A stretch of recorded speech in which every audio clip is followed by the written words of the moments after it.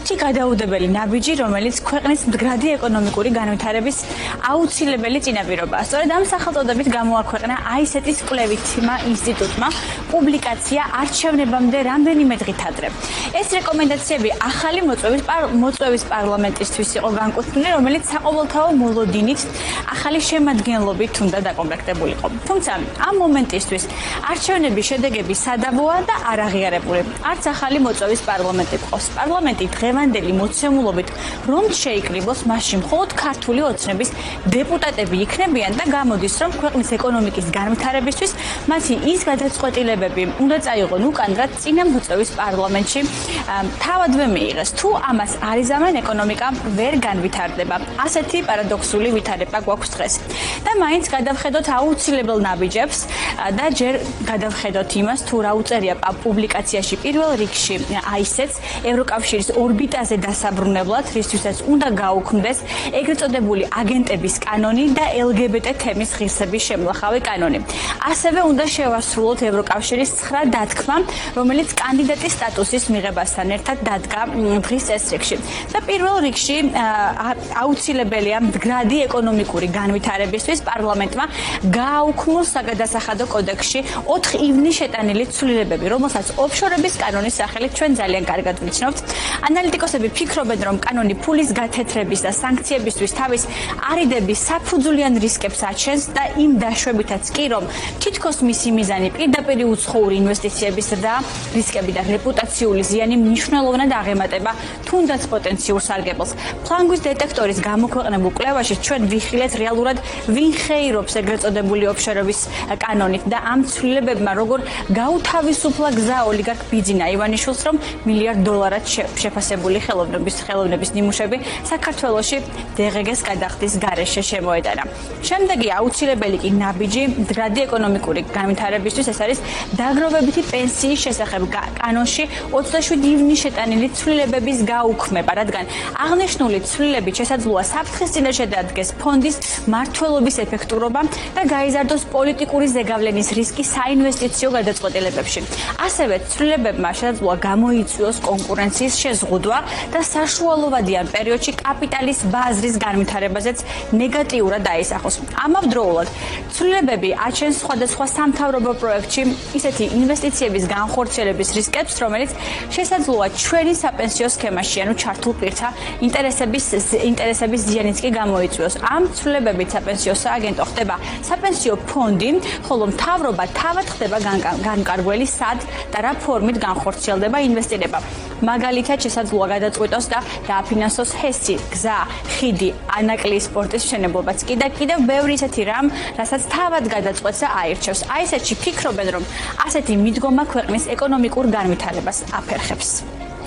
ეგრეთ წოდებული ოფშორების კანონი ქმნის რისკებს იმისა, რომ საქართველოში შემოედინოს არასასურველი ფული, არასასურველი კაპიტალი და მიუხედავად იმისა, რომ მისი გამოცხადებული мотиваცია შეიძლება ძალიან მნიშვნელოვანი და დადებითია, ეს რისკი გაცილებით მაღალია და თუ ეს კანონი ძალაში იქნება, მაშინ ამ რისკის განხორციელებაც ძალიან მაღალი იქნება. ეს რეპუტაციული რისკიც არის, რომ ქვეყნის ეკონომიკა იმგვარი რეპუტაცია მოიპოვოს, რომელიც დღეს მას არაფერში არ ჭირდება, არ გამოადგება და დამანგრეველი იქნება მისი დასავლური და ევროპული ორიენტაციისთვის.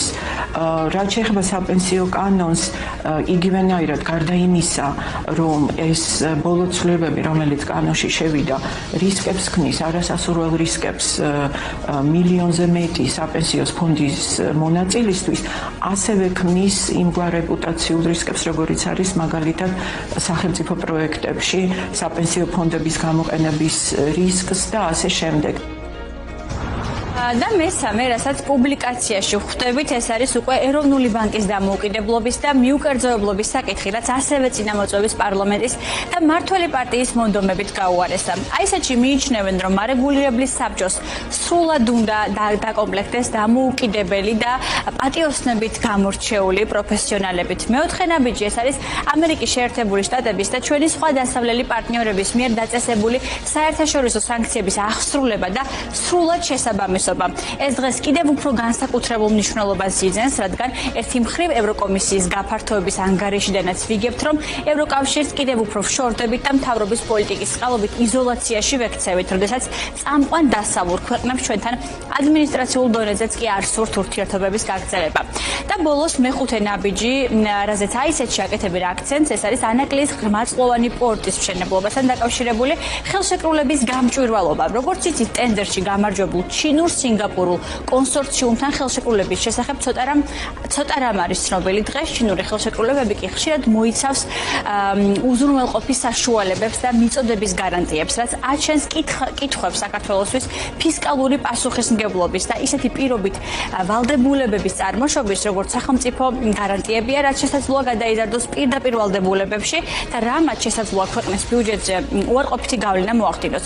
აქ კი ემატება ისიც, რომ პროექტი ითვალისწინებს სახელმწიფოს მხრიდან საწყისი კაპიტალის და სესხის დაფინანსებას, რომელიც შესაძლოა საპენსიო ფონდის ან ჩინური კომპანიებიდან აღებული სესხის მეშვეობით განხორციელდეს. ჩვენ გვაქვს სხვადასხვა ქვეყნების გამოცდილება, სადაც ჩინურ ორგანიზაციებთან, ჩინურ კორპორაციებთან პარტნიორობის შედეგად ვერ შეასრულა გარკვეული ვალდებულებები და შემდეგ დაკარგა ან კონტროლი, ან მფლობელობა კონკრეტული ინფრასტრუქტურის. ხო, ანუ ეს რისკიც უნდა გვესმოდეს. ცალკე საკითხია საერთოდ უნდა იყოს თუ არა ეს სახელმწიფოს ამ დოზის ჩართულობით განხორციელებული, მაგრამ თუ არის, უნდა გვესმოდეს, მაშინ რა რისკებია, რომ ამ კონკრეტულ პორტზე და მის ასე ვთქვათ ინფრასტრუქტურაზე არის თუ არა რისკი, რომ კონტროლი დაიკარგოს. ეხლა ეს რატოა მნიშვნელოვანი კონკრეტულად ჩინეთის შემთხვევაში, იმიტომ რომ ჩინური კორპორაციები არ არის მხოლოდ ბიზნეს ინტერესებით მოტივირებული ორგანიზაციები, ეს არის კომპანიები, რომლებიც მათ შორის სახელმწიფო ინტერესებსაც ატარებენ.